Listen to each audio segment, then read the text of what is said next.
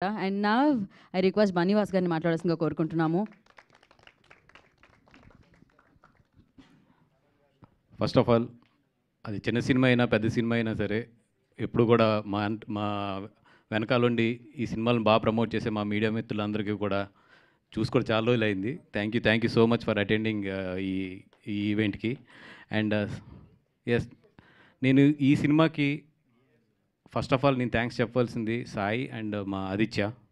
వాళ్ళిద్దరికి ఏంటంటే ఒక మంచి కంటెంట్ వాసు గారి దగ్గర తీసుకెళ్తే డెఫినెట్గా ఆయన చూసి బాగా ఎంకరేజ్ చేస్తాడని చెప్పి ఫస్ట్ నమ్మింది వాళ్ళిద్దరూ నన్ను. So thank you so much for Aditya and Sai. మీరిద్దరూ లేకపోతే ఈ సినిమా నిజంగా నా దగ్గరకు వచ్చేది కాదు. Thank you so much for your believe, నా మీద ఉన్న నమ్మకానికి. అండ్ ఈ సినిమా నాకు నచ్చడానికి మెయిన్ కారణం ఏం లేదు, మీ అందరికీ తెలిసిందే. ఒక సినిమాలో ఎంటర్టైన్మెంట్ కుమ్మేస్తే ఆ సినిమా నాకు ఎప్పుడు బాగా నచ్చుద్ది. అండ్ ఐ ఆల్వేస్ నాకు ఒక ఎంటర్టైన్మెంట్ సినిమా చేయడానికి, అంటే ఒక నవ్విస్తూ ఆడియన్ని సీట్లో వాళ్ళు ఆ నవ్వులతో జంప్ అవుతుంటే అది చూస్తూ నాకు చాలా ఆనందం. అట్లాంటి సినిమాలు నేను ఎక్కువ ఇష్టపడతాను. అండ్ ఈ సినిమాలో ఎస్పెషల్లీ నేను ఇష్టపడింది ఏంటంటే, ఏ మాత్రం ఒక ఇంటర్మీడియట్ ఒక కుర్రోడు ఎంత మాట్లాడతాడో, ఒక ఇంటర్మీడియట్ కుర్రోడు ఎలాగ ఆలోచిస్తాడో, ఒక ఇంటర్మీడియట్ కుర్రోడు వాళ్ళ పేరెంట్స్ దగ్గర వీళ్ళందరి దగ్గర ఎలా డుమ్మాలు కొడతాడో, ఫ్రమ్ ద టైటిల్ దగ్గర నుంచి ఫ్రమ్ ద ఎండ్ క్లైమాక్స్ వరకు అంతే మెయింటైన్ చేశాడు డైరెక్టర్. నిజంగా హ్యాట్స్ ఆఫ్ మాతన్. ఎందుకంటే ఒక క్యారెక్టర్ని, ఒక ఎమోషన్ సీన్స్ వచ్చినప్పుడు కూడా ఆ క్యారెక్టర్లోనే ఉంచి నిజంగా పెద్ద డైలాగులు చెప్పకుండా ఒక ఇంటర్మీడియట్ క్యాండిడేట్ ఎంత ఎమోషనల్గా ఎక్కడ ఎలా మాట్లాడతాడో అంతే మాట్లాడించాడు. అన్ని సీన్స్లో కూడా అంత కంటిన్యూటీ మెయింటైన్ చేయడం అంటే నిజంగా చాలా కష్టమైన విషయం. ఎక్కడక్కడ ఏంటంటే మనం డ్రామాకి వెళ్ళిపోతాం, అట్లాంటి డ్రామాకి వెళ్ళకుండా చాలా లైటర్ వేలో నవ్విస్తూ తీసుకొచ్చాడు మొత్తం సినిమాని అంతా కూడా. దానికి నిజంగా ఫస్ట్ సినిమా అయినా కూడా మాతన్ అంత కన్సిస్టెంట్గా ఆ క్యారెక్టర్ని డ్రైవ్ చేశాడు. Mathan, all the best. ఇందాక ఆదిత్య అన్నట్టు ఏంటంటే, ఈ సినిమాలో మాటలు మన ఇంట్లో ఎలా మాట్లాడుకుంటాం అట్లాగే ఉంటాయి, కానీ నవ్విస్తూనే ఉంటాయి. అంత బాగా రాశాడు, అంత న్యాచురల్గా రాశాడు. అండ్ మొన్నే ఎవరో నన్ను అడుగుతూ ఈ జెన్ ఆల్ఫా గురించి మాట్లాడుతూ మీరే ఏ జనరేషన్ సార్ అంటే, నేను ఉల్ఫా జనరేషన్ సార్ అన్నాను. ఉల్ఫా జనరేషన్ అంటే ఏంటి? వాటికి ఏదన్నా కాంపిటీషన్ పెడితే అప్పుడులో నేను లీడర్గా వచ్చేవాడిని డెఫినెట్గా.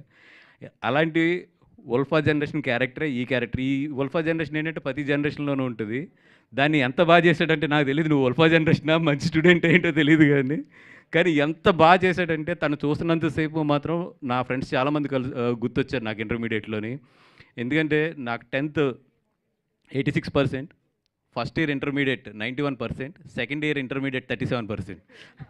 అంటే ఆ ఫస్ట్ ఇయర్ నుంచి సెకండ్ ఇయర్కి వెళ్ళే లోపే మొత్తం జనరేషన్స్ కానీ ఇవన్నీ కూడా మారుతాయి జనాలకి. అండ్ అక్కడ ఎట్లాంటివి జరుగుతాయి, ఎట్లాంటి ఒక మనిషి మైండ్ సెట్ ఎట్లా మారుతుంది అనేది చాలా బాగా తెలుసు.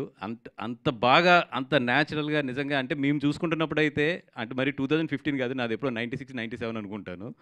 ఆ టైంలో మేము అంటే ఎంసెట్ ఎగ్జామ్కి వెళ్ళి లైన్ ఎక్కువ ఉందని చెప్పి థియేటర్కి వెళ్ళిపోయిన క్యాండిడేట్ని నేను. అట్లా అట్లాంటి నాకు ఈ సినిమా చూస్తున్నప్పుడు ఏంటంటే పక్కా నిజంగా ఏంటంటే, మనం ఆ రోజులు ఇలాగే చేసేవాళ్ళం కదా అనేది ఎన్నిసార్లు అనిపించిందంటే, అందుకే నేను నవ్వుతూ ఉన్నాను మొత్తం ప్రివ్యూ చూస్తున్నంతసేపు. ఎందుకంటే ఒకటే ఏంటంటే, నాకు నా ఫ్రెండ్స్ అందరూ గుర్తొస్తున్నారు ఆ సినిమా చూస్తుంటే. అవును, ఈడి క్యారెక్టర్ ఇది కదా, ఆడి క్యారెక్టర్ ఇది కదా అని చెప్పి. ఒక 3-4 చోట్లయితే నేను చెప్తున్నాను కదా, థియేటర్ డెఫినెట్గా నవ్వుతూ సీట్లోంచి ఒక్కళ్ళిద్దరన్నా కింద పడతారు థియేటర్లో అయితే. అదైతే నేను ఈ సినిమా నుంచి గ్యారంటీ ఇస్తా. సెప్టెంబర్ 12th వస్తుంది సినిమా. మంచి అంటే డెఫినెట్గా మంచి డేట్ అది.